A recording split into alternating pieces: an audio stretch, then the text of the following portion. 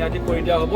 Mission বসুন্ধৰাই যে আবেদনসমূহক নাকচ কৰিলে সেই সম্পৰ্কে আমি কিয় জ্ঞাত নহয়?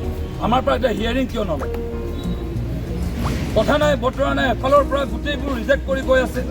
ইয়াত 90% এপ্লিকেশ্যন ৰিজেক্ট কৰিছে। ডেপুটি কমিশ্যনাৰ অফিচত ৰেভিনিউ ডিপাৰ্টমেণ্টৰ জিলা উপায়ুক্ত হৈছে, চাৰ্কুল অফিচবিলাকত হৈ আছে। কিয়? এইটো কাৰ নিৰ্দেশ আহিছে? আমাক আপুনি ৰাজহুৱা কৰিব লাগে। কাৰ নিৰ্দেশৰ ফলত আপোনালোকে আমাৰ স্থানীয় জনসাধাৰণৰ আবেদন এই নাকচ কৰিলে? এইটো কাৰণ আপুনি নিশ্চিতভাৱে আপুনি ব্যক্তিগত সিদ্ধান্ত লৈ কৰা নাই, নিশ্চয় কাৰোবাৰ নিৰ্দেশত কৰিছে। সেই কথাটো আজি আচলতে সংবাদ মাধ্যমৰ যোগেদি জনসাধাৰণৰ ওচৰত আমাৰ আবেদনখন নাকচ কৰাৰ আপোনাৰ এখতিয়াৰ কোনে দিলে আমাক এবাৰ জনাব লাগে। প্ৰথম কথা।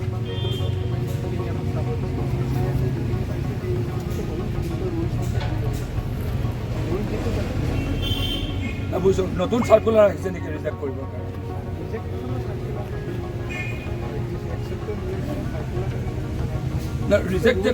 ৰিজেক্ট কৰাৰ আগত আপোনালোকে আমাক এটা হিয়াৰিং কিয় নল'লে? আমাক কিয় মাতি নাহিলে?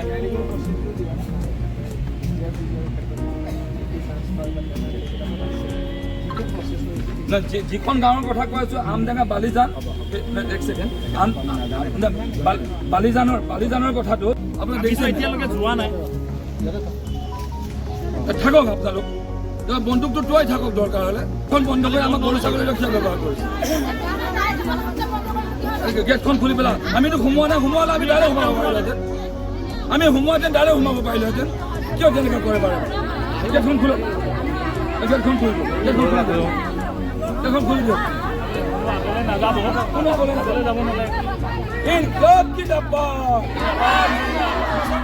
নামৰ ৰাজনীতি বন্ধ কৰোঁ।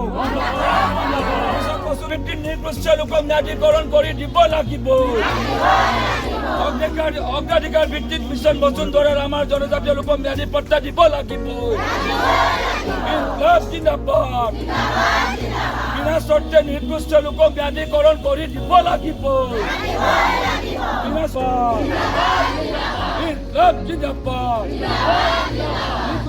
অগ্ৰাধিকাৰ ভিত্তিত ন্যায়াধীকৰণ কৰি দিব লাগিব। মিছন বসুন্ধৰা নামত প্ৰবঞ্চনা বন্ধ কৰিব লাগিব।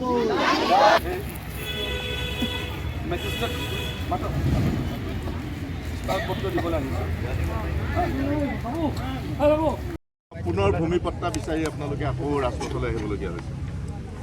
শ্ৰদ্ধাৰ সাংবাদিক বন্ধুসকলক পোনপ্ৰথমে মই শ্ৰদ্ধা নিবেদন কৰিছোঁ।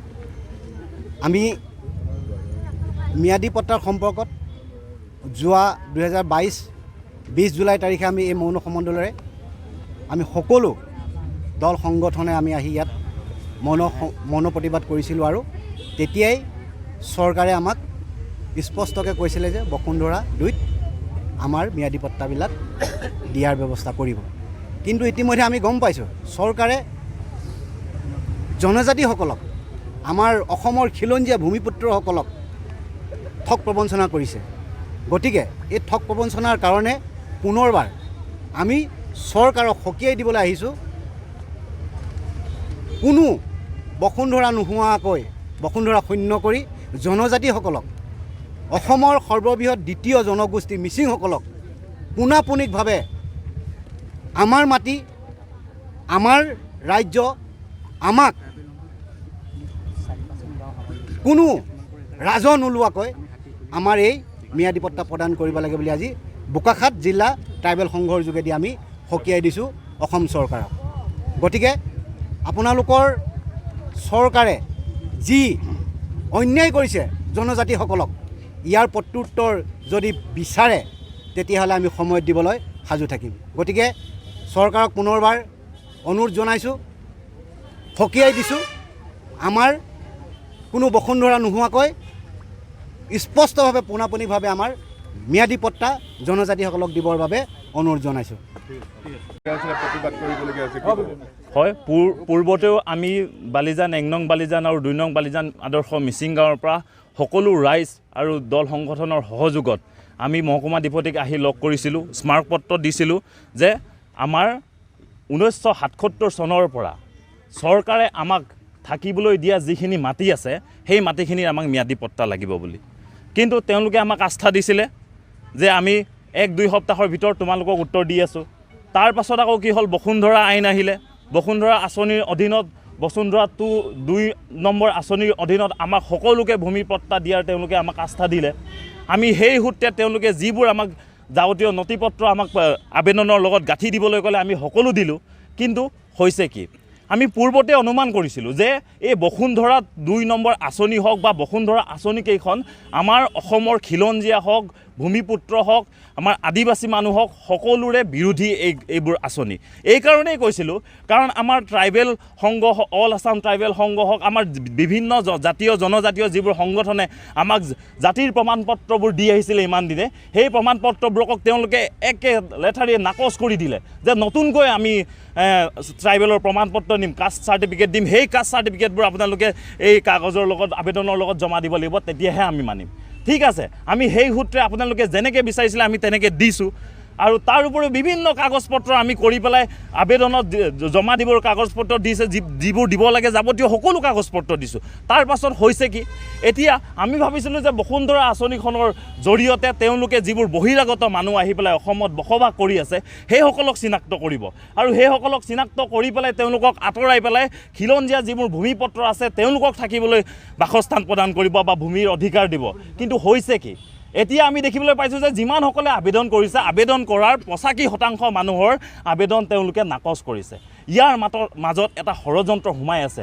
আমি অনুমান যেনেকৈ পূৰ্ব অনুমান কৰিছোঁ, এই সকলো পূৰ্ব অনুমান আজি প্ৰমাণিত হৈছে। এতিয়া 10 তাৰিখ আৰু 10 দিন তেওঁলোকে পিছুৱাই দিছে। কিন্তু আমাক নাকচ কিয় কৰিলে সেই কথাটোকে আপোনালোকে আমাক আজিলৈকে নাকচ কৰাৰ আগতে কাগজখনত লিখি দিয়াৰ আগতে, ৰিজেক্টেড বুলি লিখি দিয়াৰ আগতে আপোনালোকে কিয় আমাৰ লগত এবাৰ আলোচনা নকৰিলে? আৰু আমি ভূমিপুত্ৰ হৈ পেলাই, খিলঞ্জীয় মানুহ হৈ পেলাই আমাক বসুন্ধৰাৰ নিচিনা আঁচনি এখনৰ দ্বাৰা আমাক ভূমিৰ অধিকাৰ দিয়াৰ প্ৰয়োজন নাই। আমি জন্মৰ সূত্ৰে আমি অসমত আমি ভূমিৰ অধিকাৰ পাব লাগে। তেনেস্থলত আপোনালোকে বিভিন্ন ধৰণৰ আইন আনি পেলাই আমাক প্ৰলোভন দি পেলাই মাটিৰ পট্টা দিম বুলি কিমান দিন আমাৰ আগত মিছলীয়া মানে বক্তব্য দি থাকিব।